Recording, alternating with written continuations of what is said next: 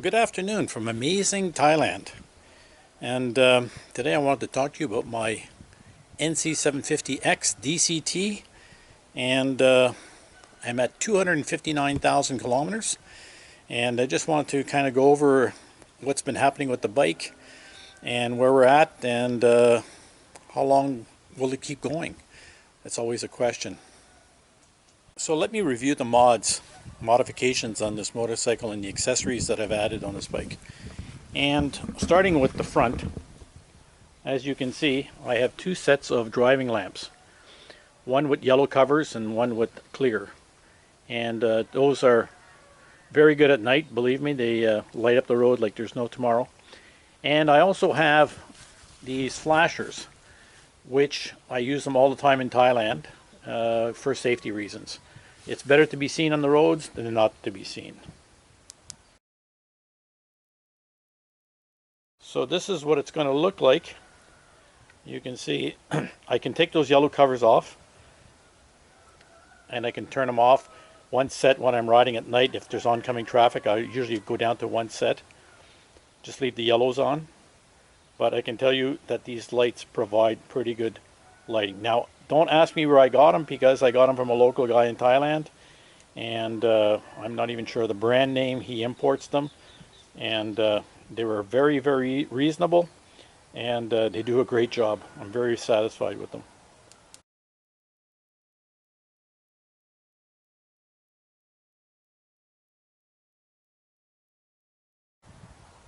Some of you may have noticed I put a new screen on because I couldn't see through the other one.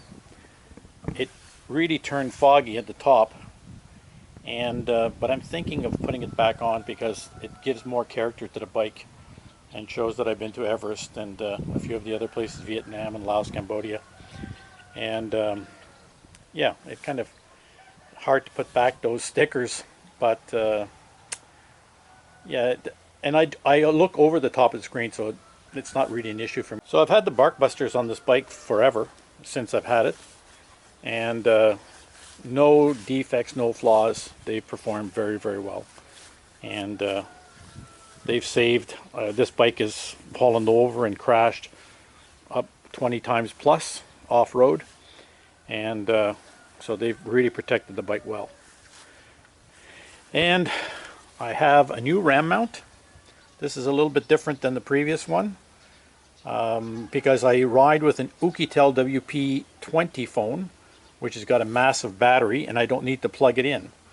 And it'll last a day and a half on the bike, and then I use my regular phone as a regular phone. I don't have to use it as a navigation phone, thus saving it from the sun. And this Oukitel phone that I got, it's cost me about $120 US, and yeah, it's great for navigation. That's what I needed it for. Here's something that you may want to add on your bike. You can get these little inexpensive compasses, and it's really funny because sometimes when you get directions from your GPS, it'll say go north, and then you're coming out of a parking lot and you don't know whether you should turn left or right. So it's kind of handy sometimes. And also, you think that you're going in a certain direction, and you might realize that you're not going in that direction. So it kind of a little bit of a safety factor, in my opinion. So I have a poor man's cruise control, and it's called Go Cruise, and it's right here. And what you do is you lock it down at a certain speed. But I can tell you that if you're not comfortable with it, don't use them, because it can be dangerous, and only use it on the highway, never in the city. And for general, I use this throttle assist as well, and that one, again, if you're in the city, should disengage it or off-road, because if you hit this by any chance when you're riding, the bike will surge ahead. So you have to be careful. A lot of people ask me about these carbon fibers. I got these almost 6 years ago from a friend in Bangkok, and I've never seen another pair around. So I don't know where he got them, and we really don't talk very much anymore, and he's not in that business anymore as well. So sorry about that. And as you can see, I have these little bags on the side here for tools. I picked these up at a bicycle shop actually, and they were not expensive, and my tools are in a plastic bag on the inside, and they hang quite well. So taking the weight from the boxes in the back, which I have shads, and yeah, it works out pretty well. I have them on both sides, and actually I have it on the back as well. So my crash bars are Hepco Becker. They're good and tough. They've been on the bike from day one, where all my lights are attached. And like I said, I've crashed this bike several times off-road. I broke my foot one time. I went over the handlebars another time. Lots of mud, and but it was fun. And yeah, they've protected the bike very, very well. So my skid plate, original as well, from when I got the bike, SW Motec. And you can see that it's got some damage. Actually, it's got a lot of damage, especially underneath. I'll put a picture in the description. And yeah, it's split on one side, but it's still doing the job. And that's what, you know, it protects the engine, and that's what it did. And it's doing a great job. This is my second pair of aftermarket pegs. And as you can see, the original ones I changed. And then I bought a similar set to these, but I wore them out. The knobs here became round and they were very slippery. So I've changed them again. These are from Honda, and they were reasonably priced here in Thailand. And yeah, so those are the aftermarket ones. So for those long rides, and for me a long ride is usually 500 kilometers or plus, I use a Comfy Cheek seat pad, which is air bladder, and it attaches with Velcro, so it's very easy to take it off at night or in the rain.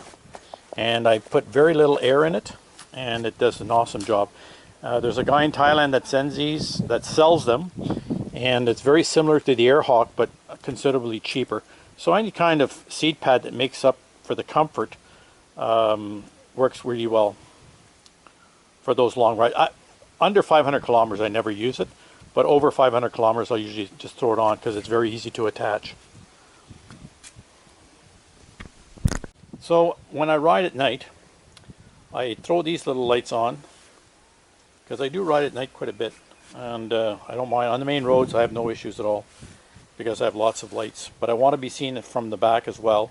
So I have an extra brake light here, which comes from Shad, plus these flashers, and they're inexpensive. You pick them up at a DIY center store, and works great for me.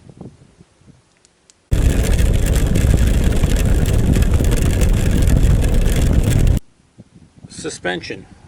My suspension has been changed now twice, and now I'm on YSS, and I can tell you that I've gotten great service in Thailand. They install it, they set up the bike for you, front and back, so I can adjust it, and the guys have done a great job adjusting it for me, so I've never had to do any other adjustments. And I usually bring it back in after 30,000 kilometers, and they change the oil in the shock, check all the parts and stuff like that. And the last time I think it cost me 150 bucks, which was very reasonable after 30,000 kilometers to get everything done. That's taken off and installed by them and set up. So it was a good deal, and yeah, I feel a lot more confident when I'm riding. And some of the pictures you'll see that I do go off-road. I'm doing less off-road with this bike now, but less traveled roads, let's say, and no issues with the shocks now. It works perfectly. The only disadvantage is that it raised the height of the bike by about 1.5 inches. So, which is not good for a short guy like me. I'm 6 foot -8, 5'4", vertically challenged. So I'm right on the tippy toes on this bike. But it's so well balanced that it's not a difficult situation to keep it standing up. And I've not had any problems with that. And I can always shift to one side or the other. But yeah, the shock really makes a big difference in the bike.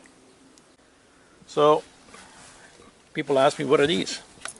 Well, for those long rides when you want to shift your body weight, nothing like a pair of aftermarket Cruise pedals, and yeah, they work pretty good. They bend up so they can get out of the way, and like I said, it gives you that easy rider look for those long distances and stuff like that.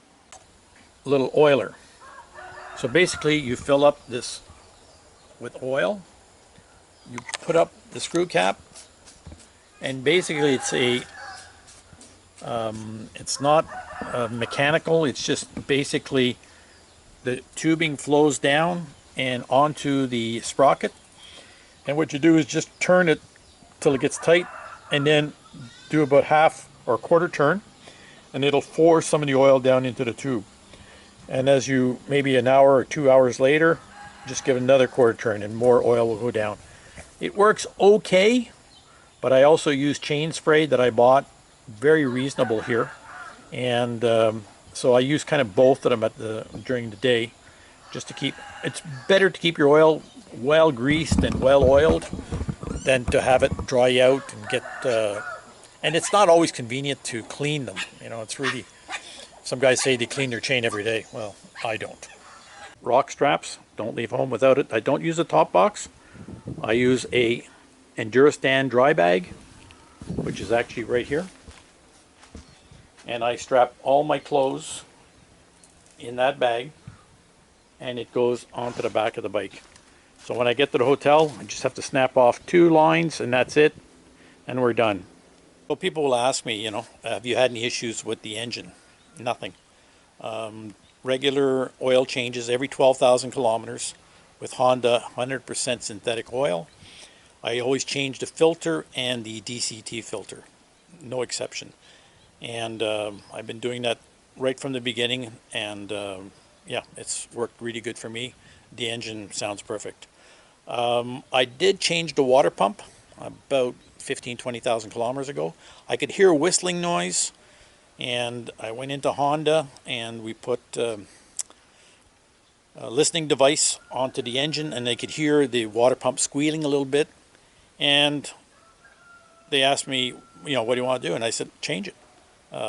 It was only a couple $100 with the labor, actually $150 with labor, and for me it was preventive maintenance. There's no plan to you know, get stuck out somewhere because you chinched out on a water pump. And since I've changed it, no issues at all, no sound, and everything is working really, really well. So yeah, that's the only major thing that I've done on the engine, but maybe the other one could still be working, who knows. And what else would I have done? Yeah, just regular maintenance, like I said, 15 or 16 pairs of tires. My chains last approximately 24 to 34,000 kilometers, depending on the terrain. When I go to other countries like Laos, where they have a lot of red dust, which is really tough on the chains, it just gets clogged up everywhere. And so that'll shorten the life of the chain. And even if it's hard to clean a chain every day, but sometimes, you know, after a day of riding in Laos, your chain is all red and it's full of clay, and it's all, you know, in the morning it's completely hard. So, you know, you kind of hose it down and throw a bit of oil on there, but it does grind it out pretty good and fast. So I've been running with Shad almost from the beginning, and I can say that these boxes are tough, and like I said, I've crashed on them, and there's yeah, a little bit of damage, but overall they're still waterproof and they're holding up very, very well. One thing that I did do as a modification, my friend over in the field over there, is I added this netting, because a lot of times on these boxes people complain that when you try to put stuff in, it just falls out. So on both sides here, you can see I pop rivet in this rack as well for my oil, chain oil and things like that, and sunscreen, and even bug spray, because it does get a few bugs in Thailand. And then all my accessories will go in on this side, and that's how easy it is to close. And those pop rivets are not an issue. And on this side, same kind of thing. I have a bag on the inside here.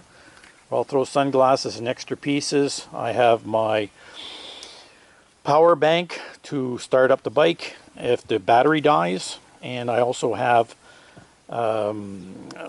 kit for repairing the tires and an air pump, which all goes into these side boxes, and lots of zip ties, because you never can run out of zip ties. They're handy as hell. You can do a lot of repairs with zip ties and stuff. And here's to show you regarding, I'm not kidding when I said that it raised the height of the bike. This is my foot on my bike, and I had to add that piece on the bottom so that the bike wouldn't fall over. It was actually very hard to, you get on the bike and then trying to get it vertical. It was very difficult because of the it was so leaning over. So it works much better now, and yeah, this is a MacGyver, but it works well. My chain is DID, and yeah, it's a nice chain. This chain right now has got approximately 20,000 kilometers on it. Gave it a good cleaning yesterday, and in my local area here, there's a shop that washes my bike for 100 baht. I mean, listen, it's not 5-star, but they do a good job, and that's about $3 US to wash a bike. And I'm a big tipper. I usually tip $1, and yeah, it's how could you wash your bike for cheaper?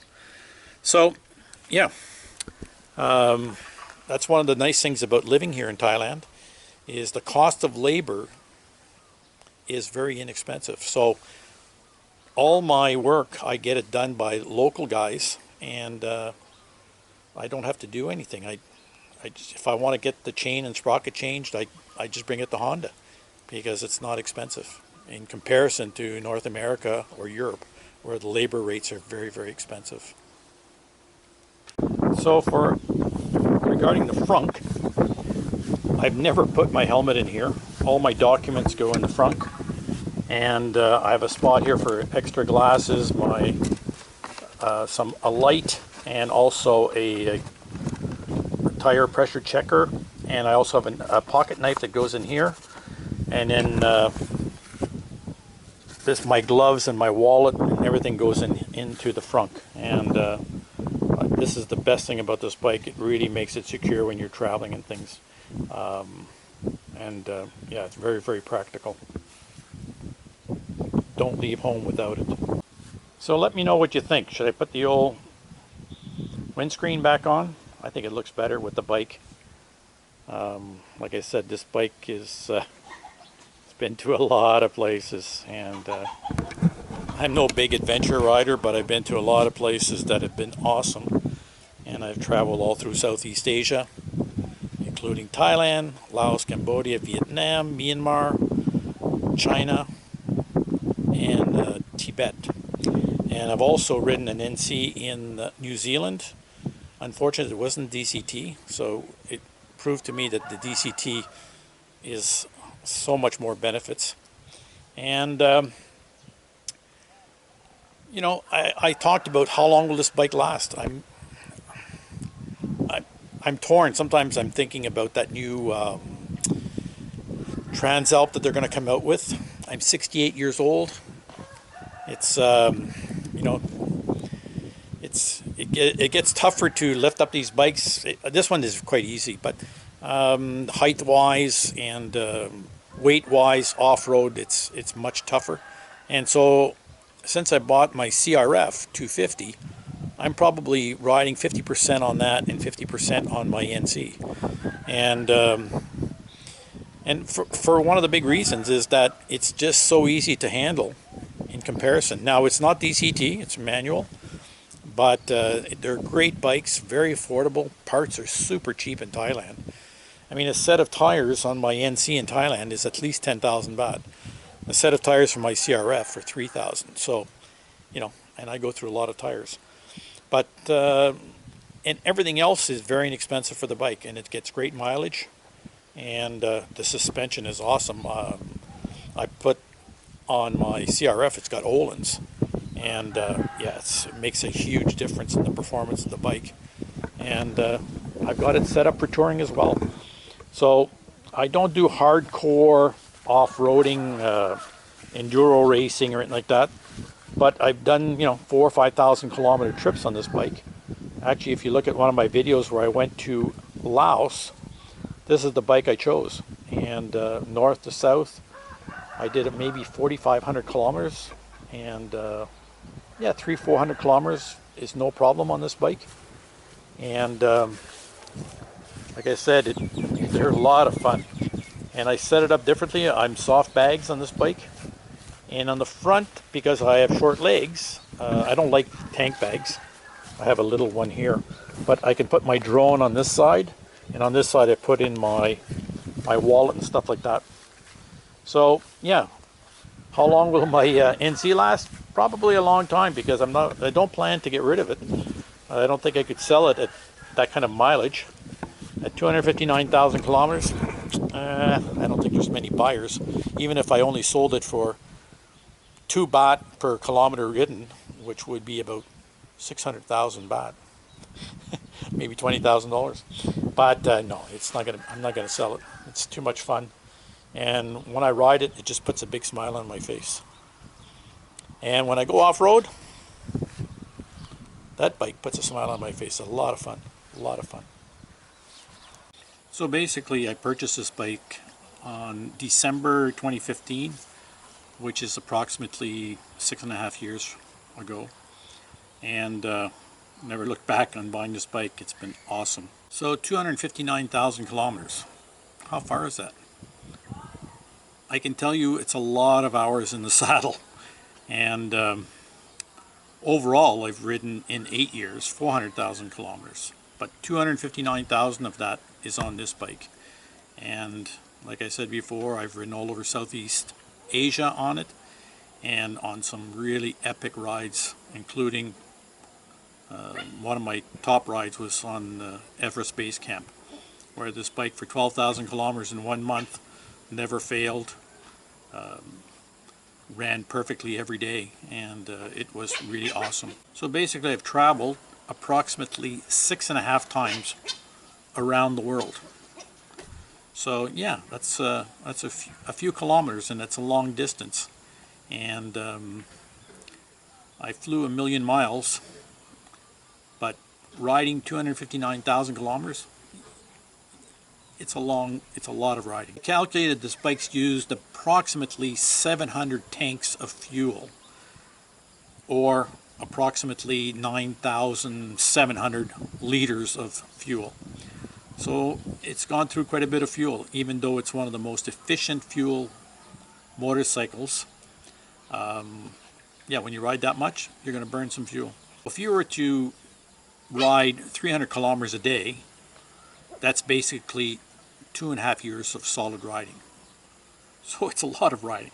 I don't commute to work.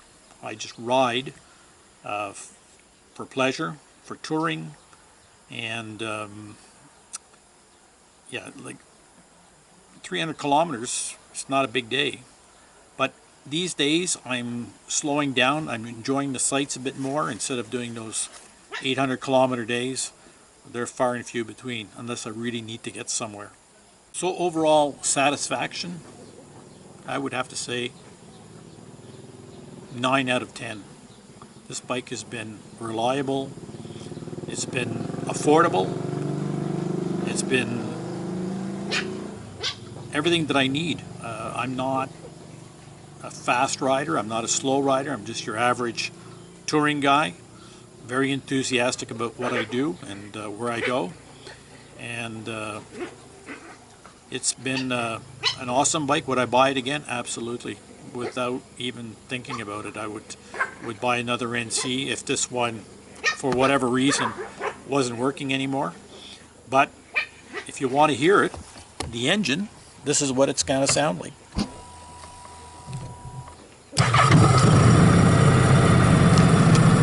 First shot every time.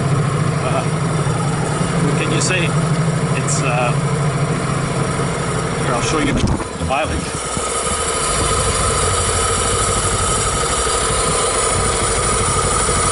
On there, I don't know if you can see it or not.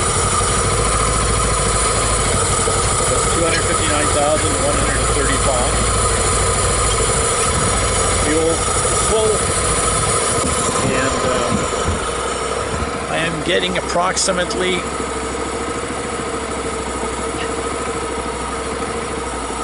yeah, I'm not getting, my mileage is a little bit on the low side, but I would say average is about 25 kilometers per liter. If I take off the boxes and go with road tires, I would obviously get more, but I'm using off-road tires, mostly 70/30s or 50/50s, and with the boxes sticking out, yeah, it pulls a little bit more air. But other than that, yeah, it's still quite efficient, and it's very enjoyable to ride. It's a comfortable bike. I know some guys don't like the seat, but my ass is so calloused, it doesn't bother me anymore. So like I said, short people, they say, oh, maybe I should lower the bike. I wouldn't. I can handle this bike because it's got a low center of gravity, much easier than my CB500X, where, you know, again, I was vertically challenged on that bike, but it was much more top heavy than this bike. This bike, because of the gas tank underneath the seat, makes it a little bit easier to balance, in my opinion. So, yep, I endorse this bike 100%, and I think a lot of people that bought because of my reviews, and I would welcome to, and actually people have reached back to me and said, hey, I really love my NC, and hopefully Honda will continue making this bike for the future. I'm looking forward to seeing the new Transalp, which is going to have a bigger front wheel, more off-road capable, but I'm getting to be a little bit older and have to be a little bit more cautious. And so I have my friend over here, my CRF, and when you buy Honda and you buy these kind of motorcycles, the big advantage is that they're easy to repair, they're affordable, and you can buy two bikes for the price of buying another Ducati or a BMW. So I would rather have a couple of bikes than just one bike, and having that flexibility to ride wherever I want and however I want. And like I said, it's getting more fun touring on the less challenged or more challenging roads with the CRF, just because of its capabilities. So thanks for watching my videos, and I appreciate it. Hope you subscribe, and very soon I'll be actually early next week I'll be leaving on a pretty epic trip with a group of New Zealanders coming into Thailand, and they are renting CRFs, and I will be riding with them from Bangkok all the way to Chiang Mai, probably up into Nan area, and that should really be a blast. And these guys are all experienced riders, all about my age, maybe a little bit younger, a few guys, and maybe a few older. But yeah, it'll be a lot of fun, and it'll probably be about 4,000 kilometers total, maybe a bit more. And then on December 1st, I'm going to take my faithful NC and cross over into Laos to Vietnam for 20 days of touring in Vietnam, and there should be some great videos coming out of there. And there's a couple of videos that I did a couple of years ago before COVID when we went to Vietnam, and it was really, really fun. So like I said, I appreciate your watching my videos, and hopefully you subscribe. This will be my new challenge, is growing this YouTube channel in the future, because I need to ride, and yeah, the money could come in handy as well. So thanks for watching.